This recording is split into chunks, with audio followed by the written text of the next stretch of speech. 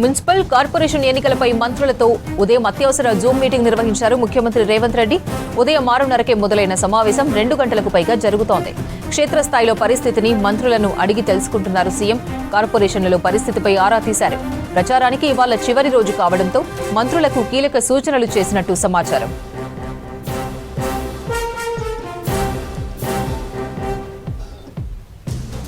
మంత్రులతో సీఎం రేవంత్ రెడ్డి అత్యవసర Zoom meeting పై మరిన్ని డీటెయిల్స్ షరీఫ్ అందిస్తారు. షరీఫ్, మీటింగ్ లో ఏం చర్చిస్తున్నారు? లేటెస్ట్ అప్డేట్స్ ఏంటి? 6:30కి జూమ్ సమావేశం ప్రారంభమైంది. అత్యవసర సమావేశాన్ని సీఎం రేవంత్ రెడ్డి ఏర్పాటు చేశారు. సమావేశంలో AICC in charge Meenakshi Natarajan, PCC chief Mahesh Goud తో పాటు ఏఐసీసీ తెలంగాణ కార్యదర్శులు అటెండ్ అయ్యారు. ఇక పార్లమెంట్ వైజ్ గా ఇన్ఛార్జ్ మంత్రులకు గెలుపు బాధ్యతలు అప్పచెప్పారు. ఆ మంత్రులతో ప్రస్తుతం జూమ్ కాన్ఫరెన్స్ కొనసాగుతుంది. మున్సిపల్ కార్పొరేషన్ ఎన్నికల పైన మొదటి నుంచి సీఎం మానిటరింగ్ చేస్తున్నారు, క్లీన్ అబ్జర్వేషన్ చేస్తున్నారు. గ్రౌండ్ జీరోలో ఎలాంటి సిచ్యువేషన్స్ ఉన్నాయనే అంశం పైన మినిట్ టు మినిట్ అప్డేట్ తీసుకుంటున్నారు. వర్క్ ప్రోగ్రెస్ ని కూడా తీసుకుంటున్నటువంటి పరిస్థితి. దీంట్లో భాగంగానే ఇవాళ ప్రచారానికి సాయంత్రం కల్లా ముగుస్తుంది ప్రచారం.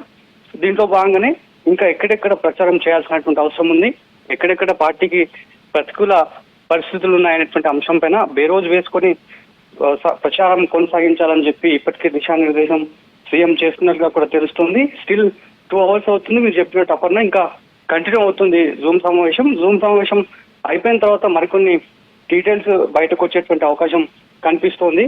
మొదటి నుంచి కూడా సీఎం రేవంత్ రెడ్డి ఏ ఎన్నిక చూసుకున్నా కూడా ఆయన్నే రింగులోకి దిగుతున్నారు, ప్రచారంలోకి దిగుతున్నటువంటి సిచ్యువేషన్. జూమ్ సమావేశాలు బ్యాక్ టు బ్యాక్ కండక్ట్ చేశారు. ఇవాళ కూడా అంటే మున్సిపల్ కార్పొరేషన్ ఎన్నికలకు సంబంధించి 116 మున్సిపాలిటీలు, 7 కార్పొరేషన్స్ కి ఎన్నిక జరగబోతుంది. పార్టీ సింబల్ తో జరిగేటువంటి ఎన్నిక కావడంతో పార్టీ పరంగా జాగ్రత్త తీసుకోవాలనే ఉద్దేశంతోనే పార్టీ పెద్దలతో, ప్రభుత్వ పెద్దలతో బ్యాక్ టు బ్యాక్ జూమ్ సమావేశాలను ఏర్పాటు చేస్తున్నారు.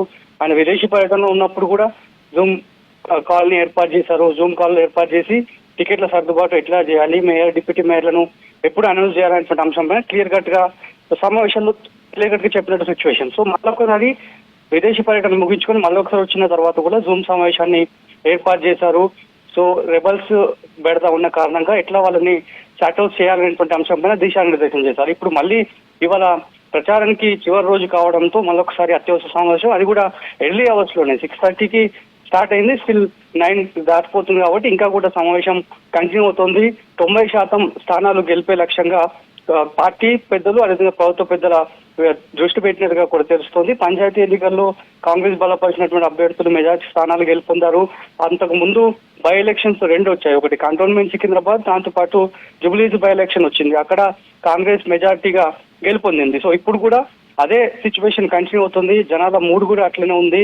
గవర్నెన్స్ కూడా బాగా అందిస్తున్నాం కాబట్టి ఖచ్చితంగా తమ వైపే ఓటర్లందరూ కూడా వస్తారని చెప్పి ఆశాభావాన్ని అయితే పార్టీ పెద్దలు వ్యక్తం చేస్తున్నారు. కాబట్టి ఇలాంటి సిచ్యువేషన్స్ లో నేరుగా CM Revanth Reddy back to back Zoom సమావేశాలు గెలుపుకు ఎంతో దోహదపడతాయనేటువంటి అంశాన్ని అయితే చెప్తున్నారు.